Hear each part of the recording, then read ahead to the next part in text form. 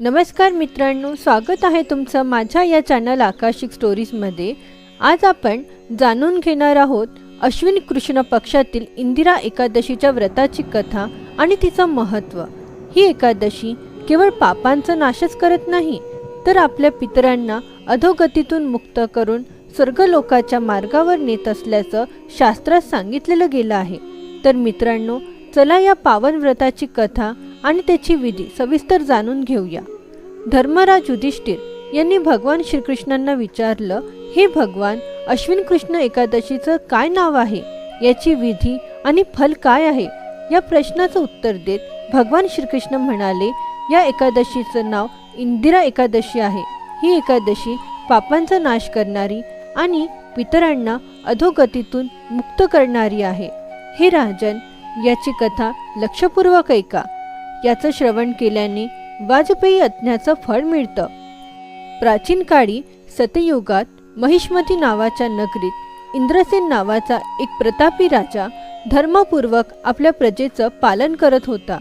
तो राजा पुत्र, पौत्र आणि धनधान्याने संपन्न होता आणि विष्णूचा परमभक्त होता। एके दिवशी राजा आपल्या सभेत सुखपूर्वक बसलेला असताना आकाशमार्गे महर्षी नारद त्याच्या सभेत आले। राजाने त्यांना पाहताच हात जोडून उभं राहून विधीपूर्वक आसन आणि अर्घ्य अर्पण केलं। सुखाने बसल्यानंतर मुनींनी विचारलं, हे राजन, तुमचं सर्व काही कुशल आहे ना? तुमचं मन धर्मात आणि तुमची बुद्धी विष्णू भक्तीत स्थिर आहे ना? नारदांच्या या शब्दांवर राजाने उत्तर दिलं, हे महर्षी, तुमच्या कृपेने माझ्या राज्यात सर्व काही कुशल आहे आणि यज्ञ कर्मादी सुकृत होत आहेत। कृपा करून तुमच्या आगमनाचं कारण सांगा। तेव्हा ऋषी म्हणाले, हे राजन, तुम्ही माझ्या आश्चर्यजनक वचनांना ऐका। एकदा मी ब्रह्मलोकातून यमलोकात गेलो। तिथे यमराजाने मला आदरपूर्वक स्वागत केलं आणि मी धर्मशील आणि सत्यवान धर्मराजाची स्तुती केली।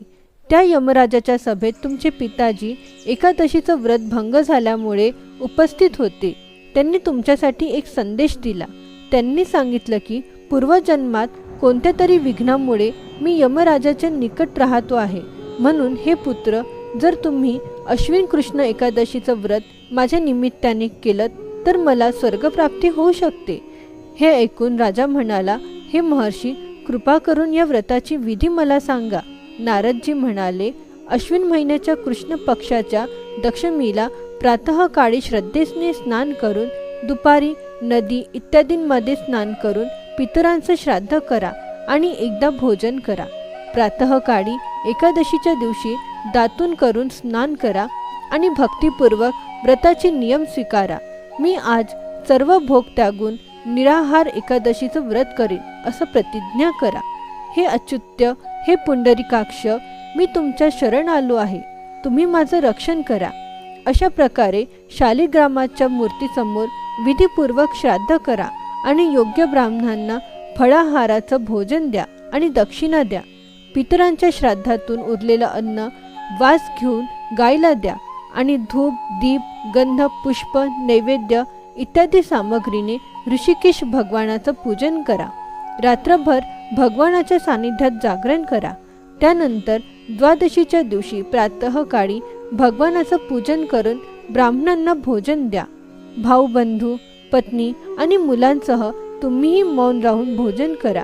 नारदजी म्हणाले, हे राजन, जर तुम्ही या विधीने निस्सीम भक्तीने आलस्यरहित होऊन या एकादशीचं व्रत केलं तर तुमचे पिताजी नक्कीच स्वर्गलोकाला जातील।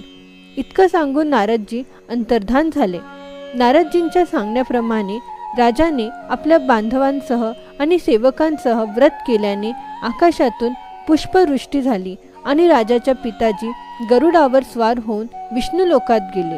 राजा इंद्रसेनही एकादशीच्या व्रताच्या प्रभावाने निष्कंटक राज्य करत शेवटी आपल्या पुत्राला सिंहासनावर बसवून स्वर्गलोकात गेला। हे युधिष्ठिर, मी तुम्हाला इंदिरा एकादशीच्या व्रताचं महात्म्य सांगितलं आहे। याच्या वाचनाने आणि श्रवणाने मनुष्य सर्व पापांपासून मुक्त होतो आणि सर्व प्रकारचे भोग भोगून वैकुंठाला प्राप्त होतो। आशा आहे तुम्हाला आजचा व्हिडिओ आवडला असेल। जर तुम्हाला हा व्हिडिओ आवडला असेल कृपया लाईक करा, शेअर करा आणि माझ्या या चॅनल आकाशिक स्टोरीजला सबस्क्राईब करायला विसरू नका. धन्यवाद.